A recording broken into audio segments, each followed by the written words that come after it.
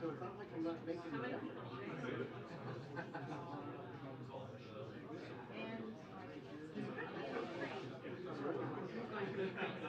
No, he's coming back.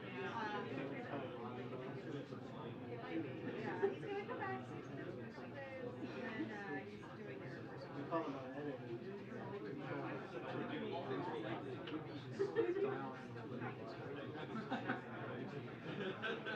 All of them. I'm glad it's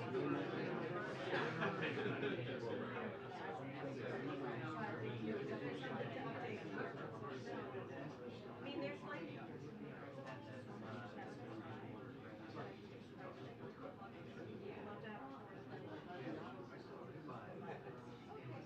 Here you are. Very good. Well, my older brother started to like that. And so I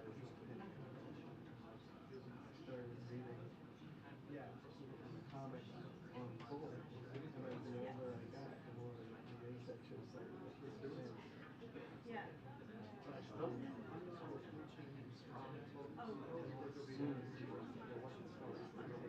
I was never a big sports fan. Yeah. Perfect. Yeah, once it started making more sense. That's the kind of thing that I would. Yeah. And then we'll So I was delivering the newspaper to the water.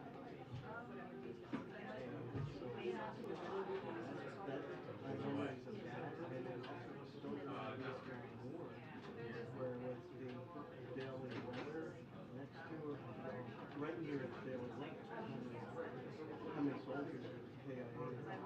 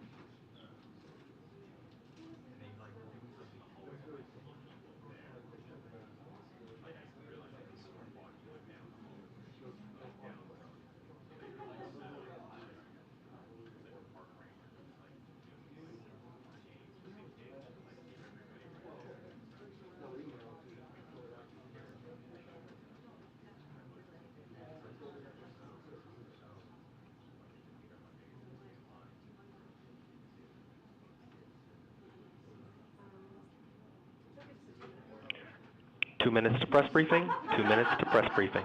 Thank you.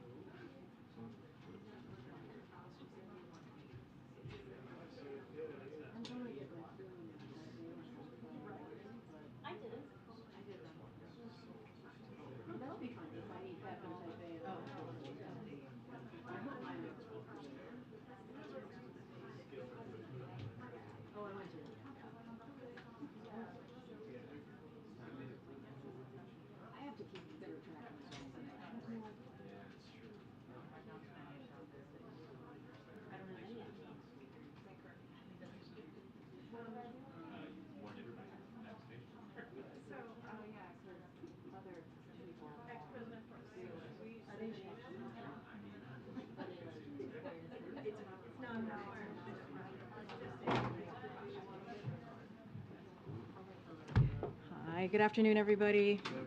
Apologies for the late start. It's been a busy day, so I apologize. The in-town pool is going to have to gather about 2:05, and so I will stay beyond that time as long as we can. But again, apologies for starting late. Okay, as you all know, the president has long talked about our nation being at an inflection point. He has been clear democracy is under assault, and we cannot pretend otherwise.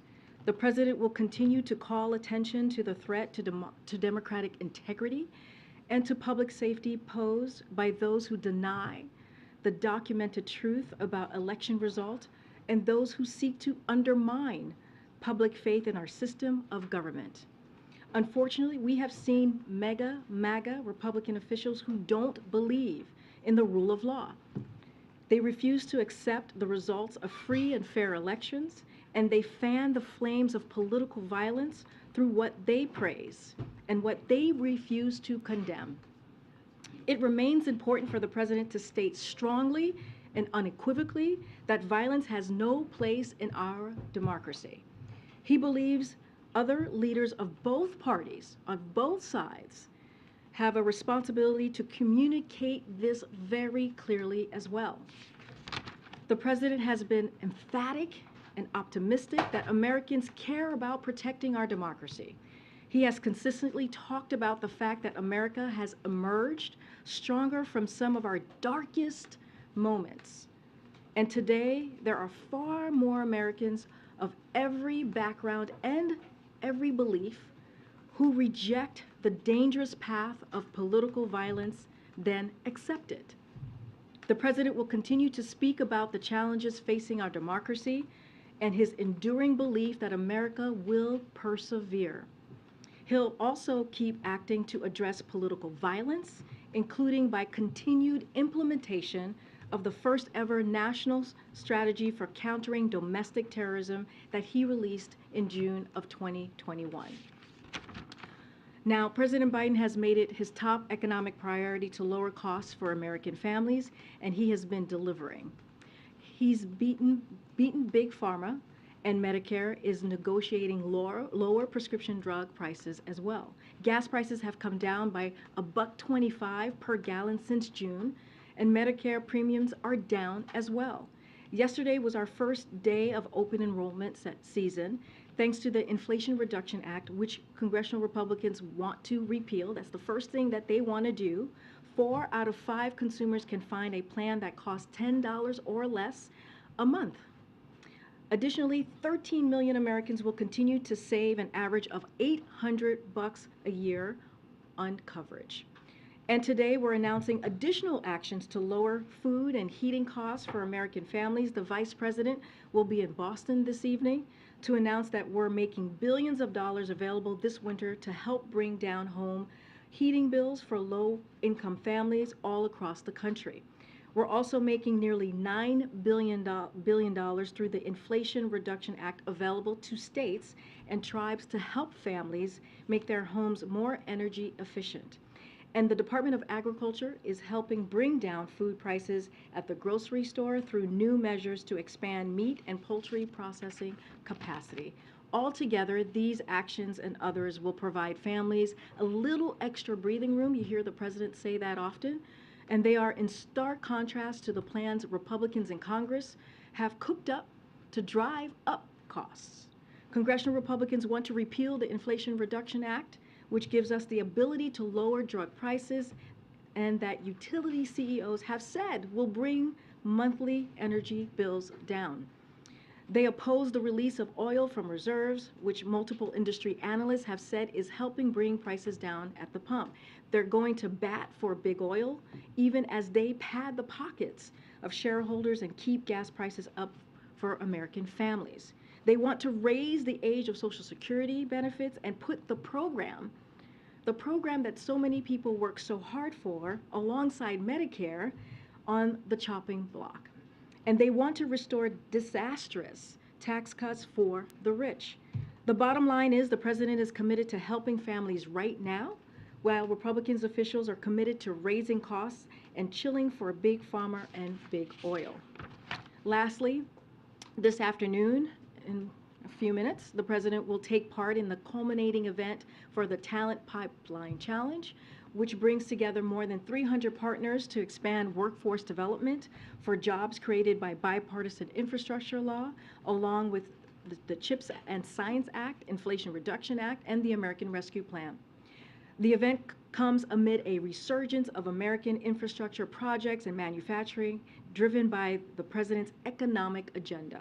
The Bipartisan Infrastructure Law, CHIPS and Science Act, and Inflation Reduction Act will create millions of good-paying jobs, and the challenge is helping create pathways for all Americans to fill those jobs. At today's event, the White House will host CEOs, union presidents, community college presidents, philanthropic leaders, and others who have made commitments to this very challenge. With that, Sungmin, you want to kick us off? Two quick topics. On this speech tonight, can you discuss why this speech is considered a political event that's being organized by the DNC versus the similar speech in Philadelphia, which was an official White House event? Yeah, that's a good question. Look, we're less than a week out, as you all know, from the midterms election. I do want to be careful about talking about elections here from this podium. We do believe in the rule of law in this administration. And so, but we are seeing, as I just mentioned in my topper, an alarming number of Republican officials suggest they will not accept the results of this election. So we've also seen recent political violence that is similarly alarming, disturbing, and that rhetoric continues. The president believes that it is a moment of reckoning. This is not a regular moment in our democracy. This is not a regular moment in time. And this is, as the president has said many times, we are in an inflection point. And he's going to call it all out, like he did in very direct terms. And he talked about it just last night in front of 3,000 people in southern Florida. So you'll hear from him. I'm not going to get ahead of the president, but this is why we see this as an important moment tonight. And on Elon Musk and Twitter, I'm wondering what impact the White House believes that his takeover of Twitter is having on political discourse at this point, and also whether the White House would actually pay $8 a month to make sure its accounts were verified. So on your first question, So, look, I don't believe it's an issue that made it to the president's desk yet. It's not a conversation that the president is aware of. As you know, we're focused on many things, including this evening, but clearly we will let you know if anything changes and certainly give you all an update. What about on the second question? What was the, wait, can you say the second question again? Was it You about? actually pay $8 a month to make sure you're. Well, I know, I just answered that particular thing, that's something for the president that we need to talk to the president about. Certainly has not come across his desk, and so as soon as anything changes on that, we certainly will share that information. All right, go ahead. You mentioned we're less than a week out. I guess a logistical question. What does the president plan to do on election night? Will he be here monitoring results? Is he going to be with staff? That's a good question. We will share more when we have that. I don't have anything about his schedule, about him traveling, but certainly we will certainly share more on what his day will look like on November 8th, next Tuesday, less than a week away. And you have said that the president will deliver remarks after the election, the day after. Should we expect some kind of formal remarks, or did you just mean that he will find some kind of way to weigh in? Well, I'm saying that you'll certainly hear from the president. He will give remarks. I don't know yet what it will look like, but certainly you will hear from the president the day after the election. Are those remarks with questions? I know you guys always ask me this. Well, I don't want to get ahead of it, but you will certainly hear from the president after Election Day.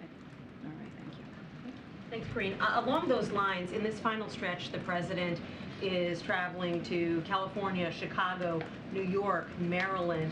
Aren't these pretty safe Democratic strongholds? Why would those be his destinations You missed in New this final Mexico. pivotal stretch? You missed Yes, New that's the Mexico, one exception. right? New Mexico tomorrow. He's going to Philly on oh my gosh, these days, on Saturday. So he will be out there. If there's more travel to share, we certainly will share them. But look, the president, it's not just, I know you're talking about the last couple of days, but the president has been out on the road nonstop. I know I am very tired. We got in pretty late last night. And I've done many of the trips with him, and he has been nonstop, and he'll continue to do that. We will certainly have more travel to share in the upcoming days, and you'll see where he'll be going. But Maryland, for example, where he'll be campaigning with Wes Moore, I mean, polls show Moore beating his opponent 2-1 at this point. Why does he need the president's help? So right I'm now? going to be really careful about getting into any kind of punditry from here, political politics from here. But look, the president believes this is an important time. There is, the American public has a choice. There is a choice in front of them. And there are many places to have those conversations and lay that out for the American people. And that choice is very clear. Do you want a congressional Democrats and a president that's working every day to deliver for the American people, or do you want congressional Republicans who are doing the complete opposite, who want to increase in energy costs, who want to increase your health care premiums? And we feel that there are many places where he can have that conversation. There are many places where it's going to be important for the American people to hear directly from the President of the United States. But let's not forget, he's going to New Mexico tomorrow. He's going to Pennsylvania. As you all know, he's been to Pennsylvania a few times. He was just in Florida in front of 3,000 people last night,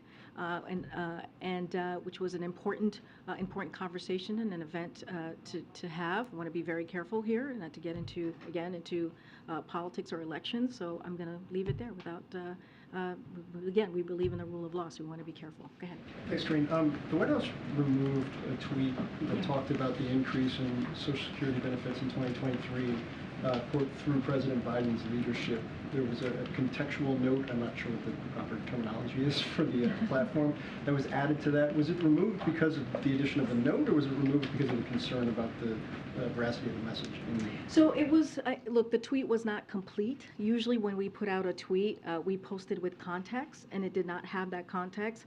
So in the past, we've pointed out that for the first time in over a decade, seniors' Medicare premiums will decrease even as their Social Security checks increase. That's a little bit of context that was not included. This means that seniors will have a chance to get ahead of inflation due to the rare combination of rising benefits and falling premiums. And let's not forget, as you've been hearing me say for the past few minutes about MAGA Republicans in Congress and their continued threat to threaten Social Security and Medicare, proposing to them on the proposing to put them on the chopping blocks every 5 years, threatening benefits and to change eligibility. So those are the types of context that would normally be with a tweet like that. It did not have that context. It was an incomplete tweet, as I just mentioned, and so that's why you saw the digital team take that action. And I think part of the reason I asked is because the president mentioned a similar type of thing in both of his events yesterday, saying on my watch in one case, on our watch in the other case. Now, he included the Medicare piece of this that you're talking about in the back end. You believe that as long as the Medicare piece is included, that's not claiming credit for something that is quite literally tied to the cost of living. We believe that if inflation. we want to lay our argument out fully, and that was important to do as we put out information like that, or as we put out a tweet, and that was an incomplete tweet. So we do think it is important to do. Okay, go ahead. Karine, does the White House think that another rate hike from the Fed will be positive for the economy or negative? So as you know, and you hear us say this many times, the Fed is independent.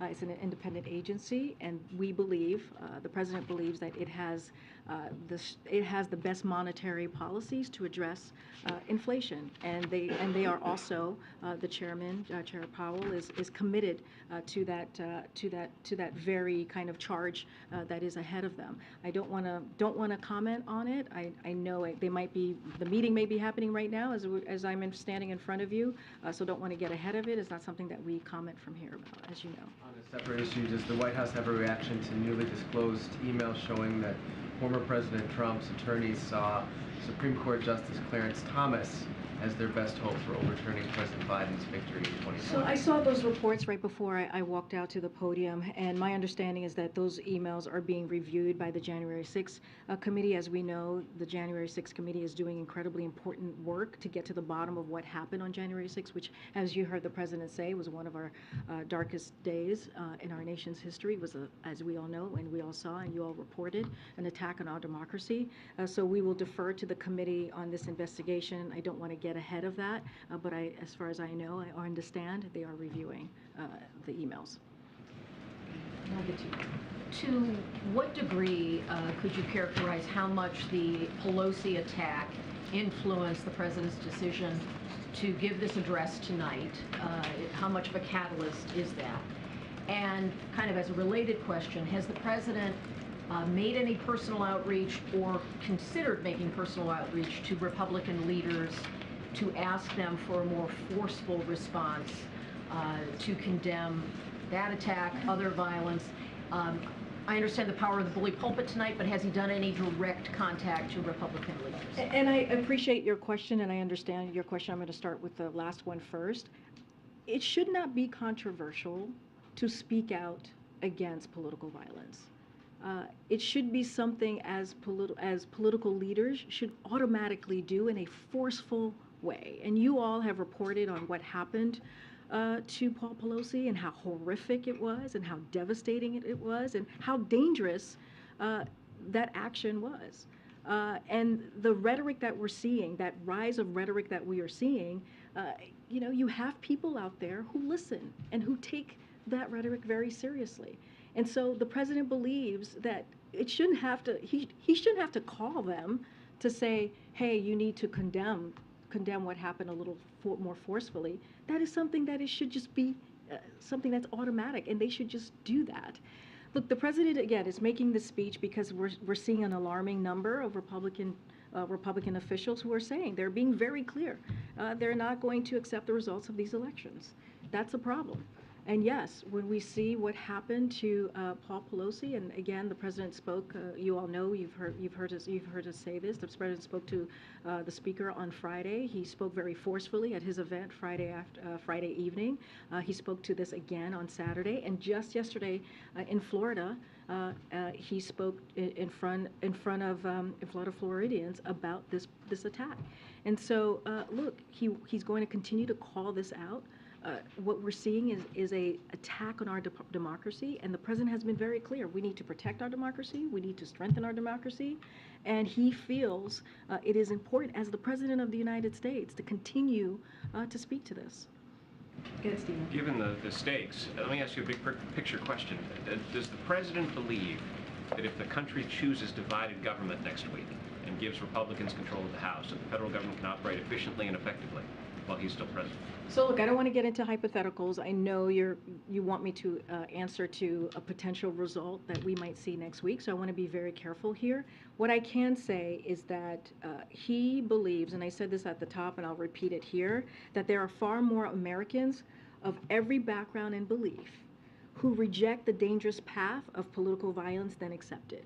We see this in polling. We see that majority of Americans want to protect our democracy, and do not agree with the political violence. Do not agree with the rise of rhetoric that we are seeing. And so I'll leave it there. That's what we're seeing from Americans, majority of Americans.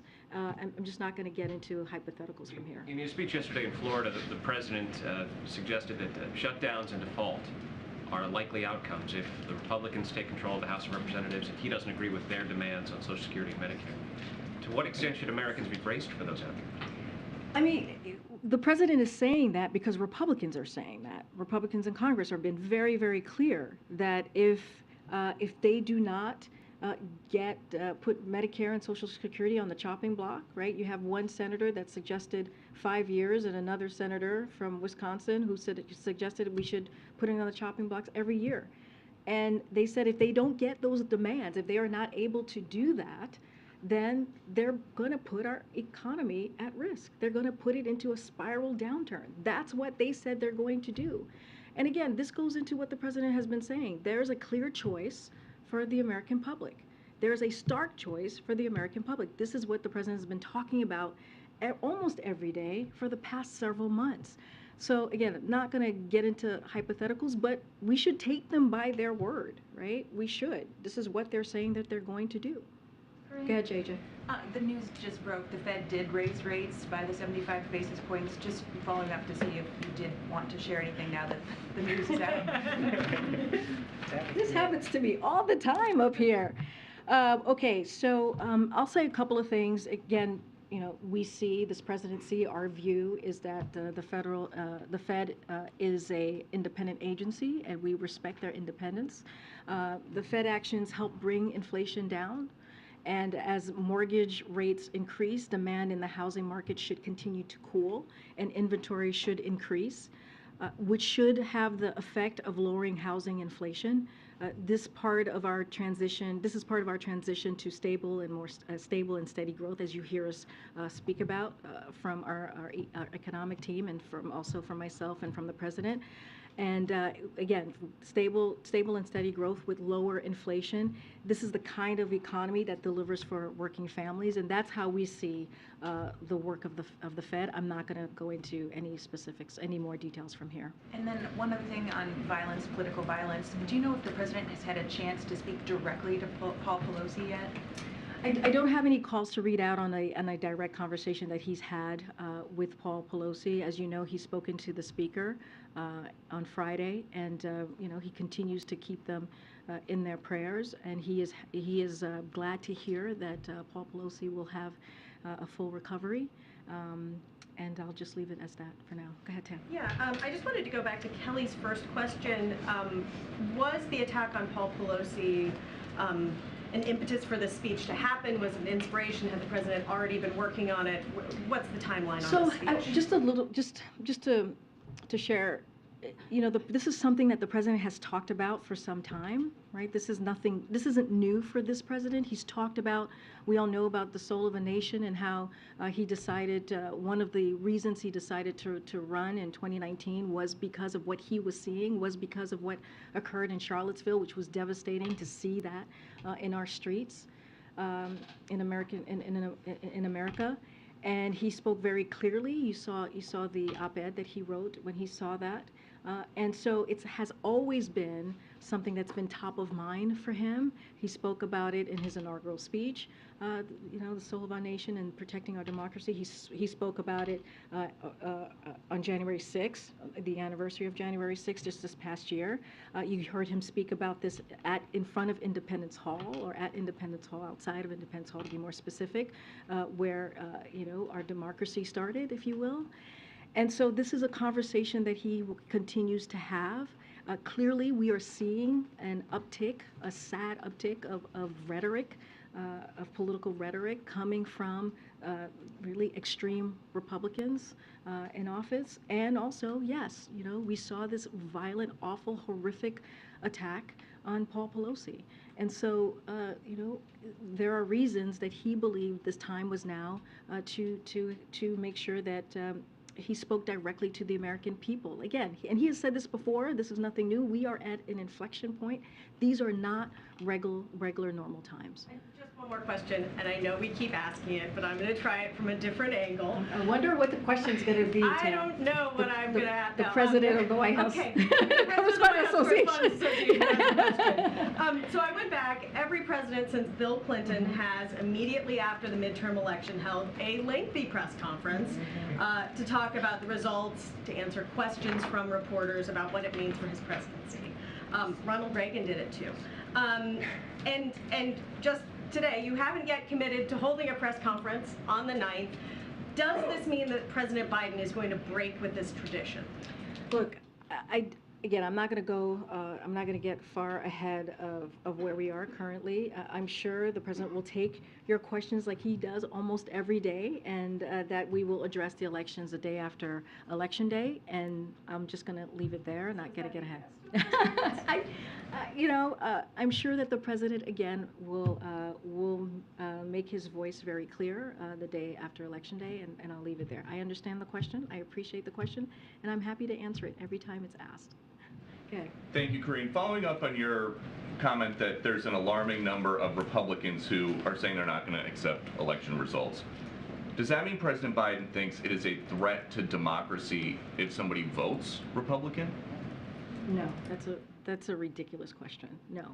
Why is that a ridiculous question? Because American people should have their right to vote for whomever they want. The voting is a sacred right. It is something that the president wants to protect at every turn, and he has done that. He's taken actions to protect the right to vote. And you see Democrats in Congress also doing the work to protect the right to vote. We are talking about MAGA Republican officials who have been very clear about this, who say they are pro-police, but then they are also pro-insurrectionists. That is, you cannot be pro-police and be pro-insurrectionists, who also say they want to defund the FBI. That's a problem. That is a problem that we are seeing, and who I've said have been very clear that they have been very clear about pushing and peddling the big lie, peddling dangerous conspiracy theory. And so that's what we're talking about. But the American people have their right to make a decision on who they want to represent them, and they should be allowed to do so. Okay. In the context of calling out election deniers, then, is he going to call out Republicans that deny election results and Democrats that deny election results? It doesn't matter if there's a D or an R after your name. He will call out any rhetoric that leads to potentially political violence, or that calls to political violence, for political violence. That is a problem. The president has always condemned political violence. It doesn't matter, again, if you're a Republican, an independent, or a Democrat. So President Biden thinks democracy can survive even if Democrats are not in charge of Congress. The president is optimistic. He is an optimistic, you know this, Peter. He is an optimistic person. And he understands there is majority of the Americans out there who do not believe in election and in denying an election, who believe in actually protecting our democracy. There are a majority of Americans who believe in strengthening our democracy, and that's what we see. But the president, as the president of the United States, he believes it is his duty, it is his responsibility to call out this rhetoric, and that's what he's going to continue to do. Go ahead. Thanks, Karine. On the election in Brazil, have U.S. officials made any outreach to Bolsonaro to try and encourage him to accept the results of that election and be part of that transition process? So I'll don't have any calls to read out to you on any conversation with Bolsonaro, but we are glad to see that President Bolsonaro acknowledged the results of the election and has allowed the transition process to begin. The Brazilian Electoral Authority has made the determination of who won the free and fair election, and that is President-elect Lula. The will of the people of Brazil should be respected, and that's what we believe. And any comment on the election in Israel and that Netanyahu appears to be headed for victory? Yeah, don't want to get ahead of that. We are pleased to see such strong voter turnout for this election. It is too early to speculate, as you know, on the exact composition of the next governing coalition until all the votes are counted. I know we've all seen the exit polls. We look forward to continuing to work with the Israeli government on our shared interest and values. So I'll leave it there. Go ahead.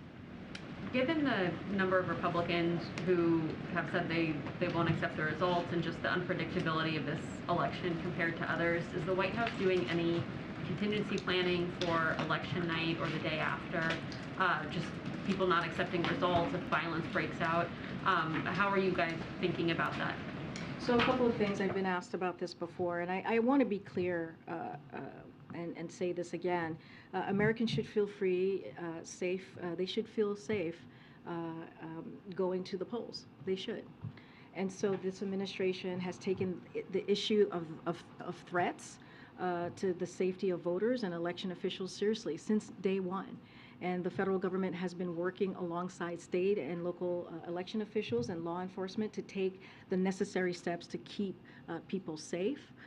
And again, there are agencies across the government that is working on that every day. I just want to clarify if we're going to be hearing something new tonight. It sounded like you were saying that he'll be repeating what he said before. It just needs to say it again. Is that right, or should we expect something different from what he's been saying and what he said on September 1st? So the lawyers have been very clear with me that I cannot get into previewing the speech or get into what the president's going to talk about. I'm just giving you a little bit of what he has said in the past and why this moment is very important, but I'm not going to go into details of the speech. And one other question. You talked just now, the president's been talking about highlighting the differences between Republicans and Democrats. What issues do you see as having the most potential for agreement in the next Congress if there's a divided government? I'm not going to get into hypotheticals. What I can say right now is, as we have been for the past several months, is what's at stake and the choices that the American people are going to have to make. Again, I'm not going to get into any elections or politics from here. But again, the president has been very, very clear. So has the vice president. So has the first lady. So has the second gentleman. So has cabinet secretaries have been very clear about what's at stake and what we have been able to deliver for the American people and what we will continue to do regardless of any outcome. Go ahead, Ben. Anita Dunn said this morning that after the midterms, the White House's priority for the lame duck session of Congress would be keeping the government funded and providing additional Ukrainian COVID aid. What about protecting same-sex marriage? Where does that fall in the president's priority? That's as you know, if you know the president's history when it comes to the LGBTQ+ community, this is an issue that has been a priority for him and will continue to be. I don't have anything to lay out on congressional priorities at this time, but when it comes to marriage equality, when it comes to protecting the community, this is something that he's been a strong voice for, a strong ally, and has delivered on. Will you be pushing for that in the lame duck session? I'm not going to get into what any congressional priorities at this time. I'm just saying that his history, his record speaks for itself. Go ahead, Nadia. Thank you. The administration has been leading the efforts at the UN today to expel Iran from the UN Commission on the Status of Women. Can you just talk us through this decision, and do we expect also that you will push for more for expelling Iran from international organizations? I'm going to let folks get up for a second. I know people have to gather.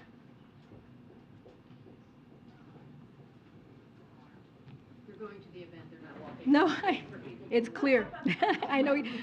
Kelly, you're always very sensitive to that because people are watching. Walking out on you. And it's okay. I'm not that sensitive.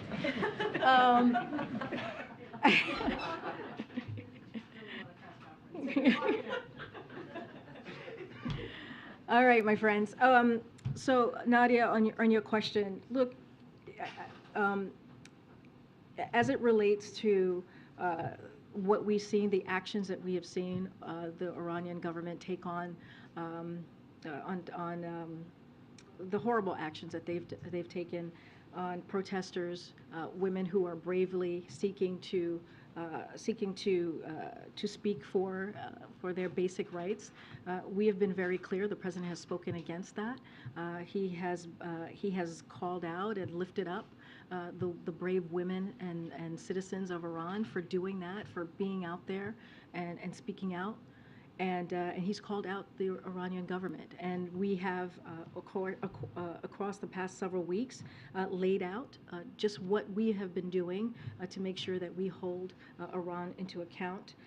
In the last week, the United States, the European Union, and Canada have sanctioned more Iranian officials for the ongoing crackdown that we've been seeing, the violent crackdown that we have seen. And I think you saw the reports, more than 200 people have died in Iran because they have been protesting.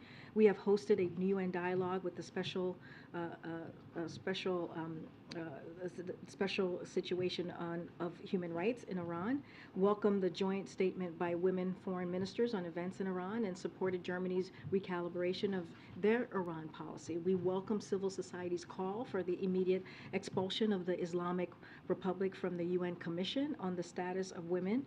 The U.S. government will take action to ensure Iran is removed. To your question, women and men in Iran must have the right to freedom of expression and assembly. That is something that the president believes. That is something that this administration believes. Women should be able to wear what they want, free from violence or harassment. Iran must end its use of violence against its own citizens, simply for exercising their fundamental freedoms, their basic rights.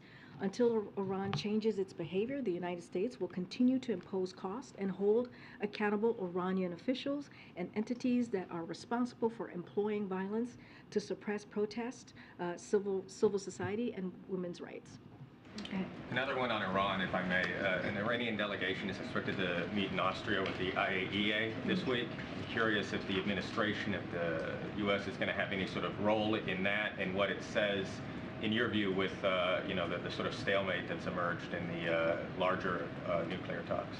So I don't have anything to share on that particular IAEA visit. So clearly that's something that we recommend.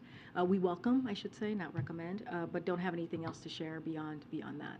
But you don't view it as sort of a movement one way or another on the... I just want to talk to the team before I make any statement on that or take any position. Go ahead. Thanks. On what you said about the president saying that he's concerned about Republicans who have refused to say that they will accept the election results, does the president think that those refusals will create political violence, will lead to political violence? Well, he's speaking because he wants to make sure that he's loud and clear, and I want to be very careful because I don't want to go into anything that he might say tonight or into his speech. That what we're seeing, these are not normal times, right? This is an inflection point. That it is important as the President of the United States to speak out against what he's seeing, against this rhetoric, against this political violence. Look, it is an important time in our history, and as I've mentioned before, this is one of the reasons why this president decided to run for this very office. Look, I don't want to get into hypotheticals of what may happen, but what the president believes is that what he is seeing and what we are hearing from MAGA Republican officials, extreme Republican officials who say that they are not going to accept this election is a threat to our democracy. And so I'll just leave it there. Karine, about tonight, but beyond tonight, the president is looking for this speech tonight to kind of quell some of the reactions and the upset, this political upset that's happening. But there's more to it than that. What's next beyond the speech? Because on the Hill they're talking about, Capitol Police can't really secure a lot of the leaders who are in need of help. What's next beyond the speech? So when it comes to the protection of leaders, to the kind of the last part of your question there, I don't want to get into commenting on security-related matters. That is something that we are very sensitive to and want to be very mindful and careful here. So anything that's related to individual safety at the Capitol, that goes to the Capitol Police and even on any questions of the Speaker's security. I know that has been something that folks have been asking. But again, for a variety of reasons, we're just not going to comment on security-related matters or discuss issues related to the Speaker's security or any member's security. This is a subject that's best left for the Capitol Police. Look, the President understands that there's a lot of work to do. This is on your first part of the question. This is why you've heard him talk about protecting our democracy, strengthening our democracy, and and the work that we need to continue to do for several times. I've listed out the many times that he, and I'm sure I've missed one or two, the many times that he's had this very kind of conversation, given these types of remarks. I'm not going to, again, get into what he's going to say. I'm going to let the President speak for himself. But again, this is an inflection point. This is an inflection point in our country's history, and there is a choice that Americans are going to have to make. So, and just summarizing what you're saying, there is other pieces beyond just the speech tonight to help change the dynamic of this inflection point from going into a negative. Again, I cannot get into anything specific that he's going to say. I did mention at the top that one of the things that the President implemented very early on, back in June of 2021, as we talk about security and safety, is the National Strategy for Countering Domestic Terrorism, which is something that the President put out and did over a year ago. So those are some actions that he did take. Lastly, on the Supreme Court, affirmative action in education and the admissions process. But if there's a rollback, there are tentacles that could go into so many other spaces. How is the White House prepared in case there is? Because we've seen rollbacks already. Yeah. Look, the President has been very clear about what's at stake, right? Affirmative action. We saw Roe, the decision on Roe, and how a constitutional right that was around for almost 50 years was taken away. Freedoms have been taken away from women, just across millions of women across the country. He's been very clear. Voting rights is at stake. Marriage equality is at stake. The President has listed that out and has been very clear. And this kind of goes to what we're talking about today. And what we have been talking about for the past several weeks, several months, which is so much is at stake.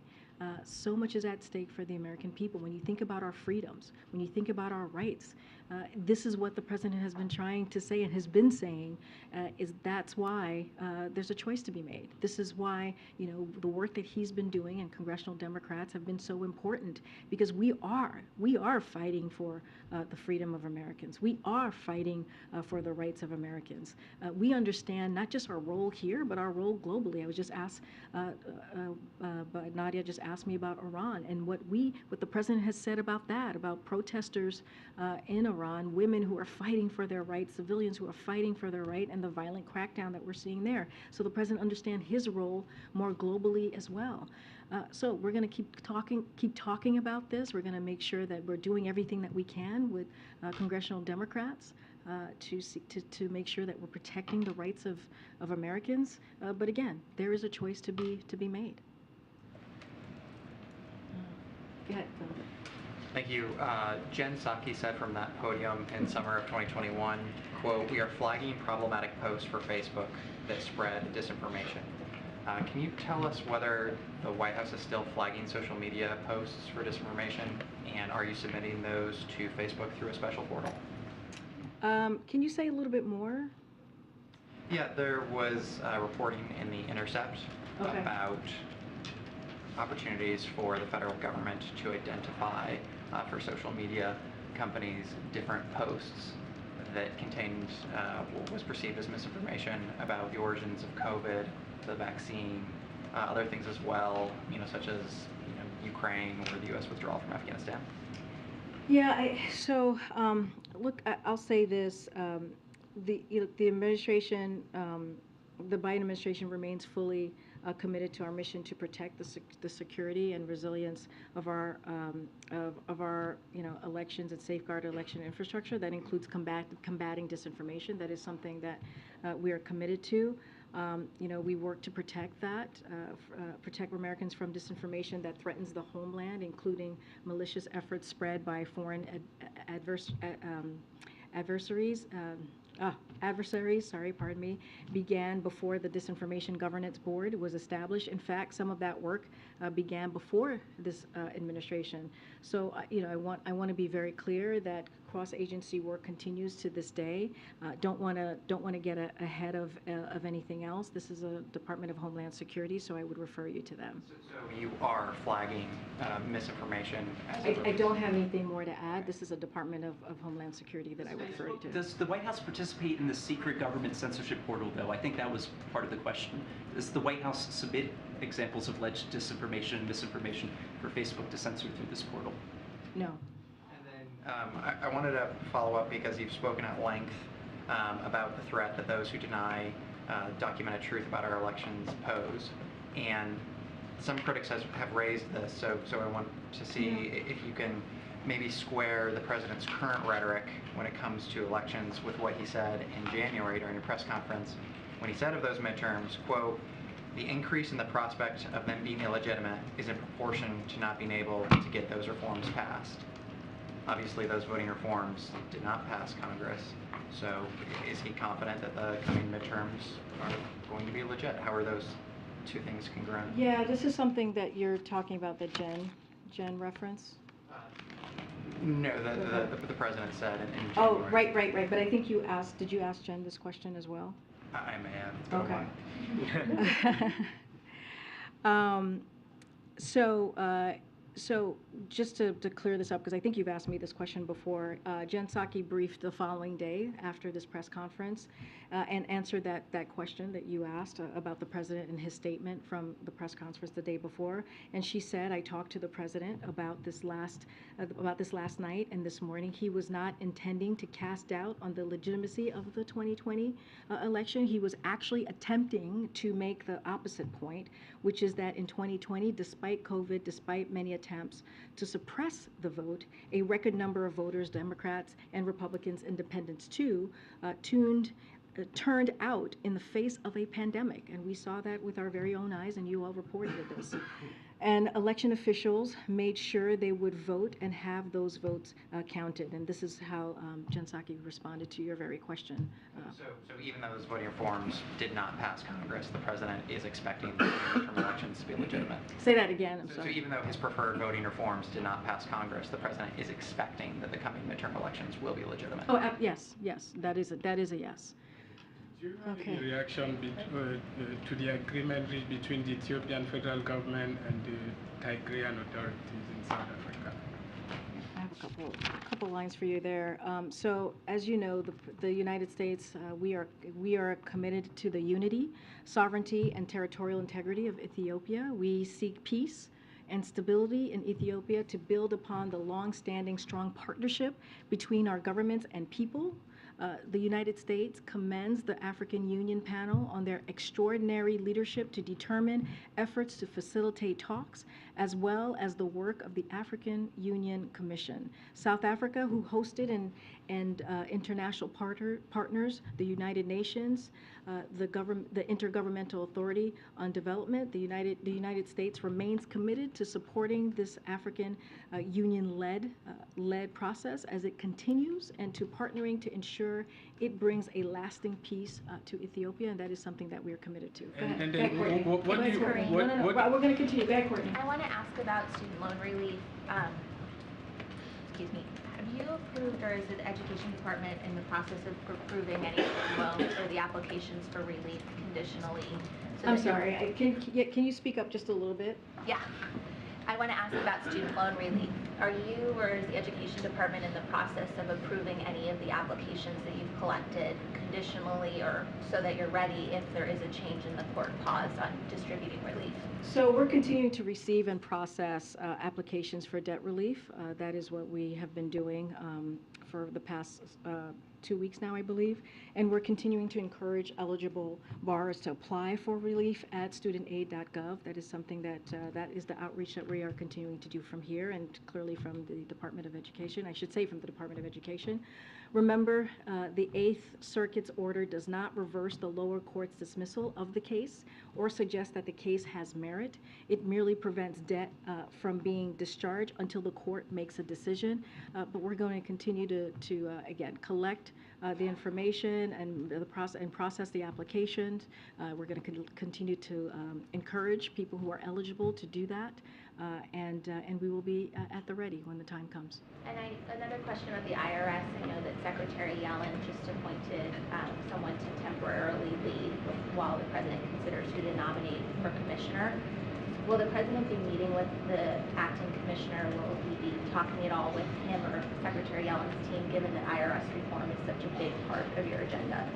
I don't have any meetings to preview or anything to lay out. Clearly, that is something that's under Secretary Yellen's purview, and so I would just refer to her if you have any questions specifically to the acting commissioner. Okay. Thank you, Karine. I wanted to ask about the president's reaction to the attack on Paul Pelosi. You spent a lot of time in more informal settings with the president on Air Force One, in between public appearances. Can you tell us how he reacted as more details came out about the attack on Paul Pelosi? You know, the president spoke for himself, and as you know, the president is a pretty open book, and he, you know, he speaks from his heart. And so I think what you heard from him directly is exactly what we all hear when he's not in front of you or in front of a camera. I don't think there's not any difference. This was a horrific attack. And as I mentioned, the president spoke to the speaker on Friday. He spoke to this again on Saturday. And, you know, he's relieved to know that he's expected to recover. As we have said, the president is praying for the speaker and her family and for Paul Pelosi.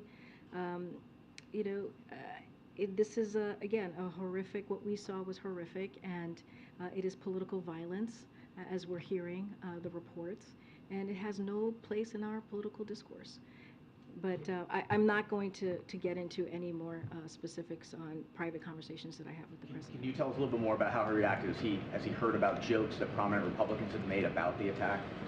Look, you know, the president spoke to the political violence, specifically to the speaker's husband yesterday. So I will leave it to that. I will refer you to what the president said. Don't have anything more to add. The president is going to speak tonight, and I'm just not going to get into details on what he will say. But of course, this is something that the president condemns. He condemns all types of political violence. There is no place in politics, no place across the country for it. And he's going to continue to condemn that, and I'm going to let you all hear from the president directly himself. I think I'm being called to leave this podium, and hopefully I see you guys in New Mexico and California. Thanks, guys. Any reason why you don't